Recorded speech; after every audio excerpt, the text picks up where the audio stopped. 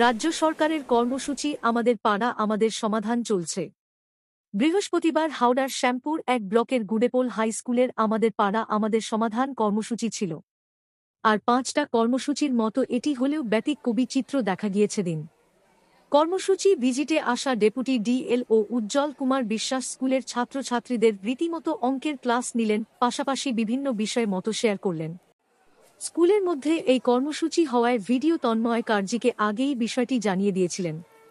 কর্মসূচি চলার পাশাপাশি ছাত্রছাত্রীরা ও এই জেলা আধিকারিক এর শিক্ষক সুলভ আচরণে খুশি।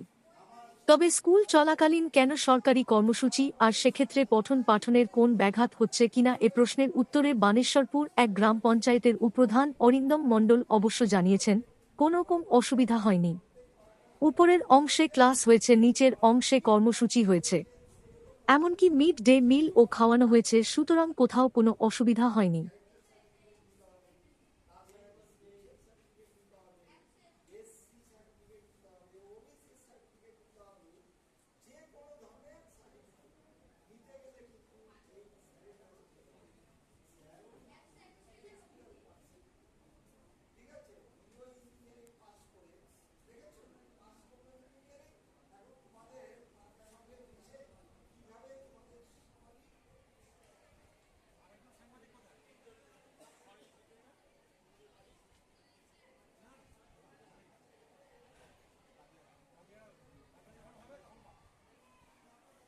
আমি প্রথমেই এই যে আমার পাড়া আমার সমাধান, এই যে প্রকল্পটা মমতা ব্যানার্জির মাথা থেকে এসেছে, সেটা আমরা বাস্তবিকই আমরা রূপদান করছি।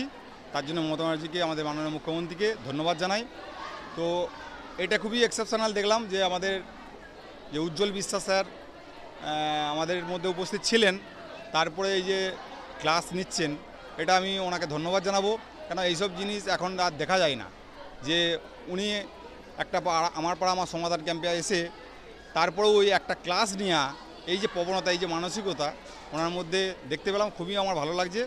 তো আমি চাইবো যে সকলেই একটা সুস্থ সমাজ গড়তে গেলে বা ছাত্রদেরকে মানুষ করতে গেলে যেইগুলো করণীয় প্রত্যেকেই কিন্তু ঝাঁপিয়ে পড়ার দরকার আছে। আরেকটা জিনিস, স্কুলের চলাকালীন আমার পাড়া আমার সমাধান স্কুলের ভেতরে হচ্ছে, কি বলবেন? এটা আমি শুধু ধন্যবাদ জানাবো মমতা ব্যানার্জিকে, মাননীয় মুখ্যমন্ত্রী আমাদের। উনি বলেইছেন যে কোনো ক্ষতি করে কোনো কিছু আমার বেনিফিট আমার দরকার নেই। একটা স্কুল হোক, তার পাশাপাশি সার্বিক ডেভেলপমেন্ট হোক। ডেভেলপমেন্ট হবে বলে যে স্কুল পঠন পাঠন বন্ধ হয়ে যাবে, এটা কিন্তু ঠিক না। উনি বলেছেন যে স্কুল চলবে, কোনো ছাত্রছাত্রীদের এতটুকু মিড ডে মিল থেকে শুরু করে কোনো কিছু বন্ধ করা যাবে না। শুধু পঠন পাঠন না, মিড ডে মিলের রান্না পর্যন্ত আজকের দিনে পর্যন্ত, এই ক্যাম্পের দিনেও কিন্তু রান্না করে কিন্তু ছাত্রদের মধ্যে সেটা পরিবেশন করতে হবে। তো সর্বোপরি ধন্যবাদ জানাবো আমাদের এলাকার সমস্ত মানুষজনকে, যারা স্বতঃস্ফূর্তভাবে সহযোগিতা করেছেন। একদিকে মাস্টারদেরকে ধন্যবাদ জানাবো, ওনাদের মতন স্টুডেন্টদেরকে একটা সাইডে সমবেত করে ক্লাস নিচ্ছেন, ওনাদেরও কোনো ডিস্টার্ব হচ্ছে না। আমরা একটা সাইডে আমার পাড়া আমার সমাধান ক্যাম্পটা আমরা চালিয়ে যাচ্ছি। থ্যাংক ইউ, ধন্যবাদ।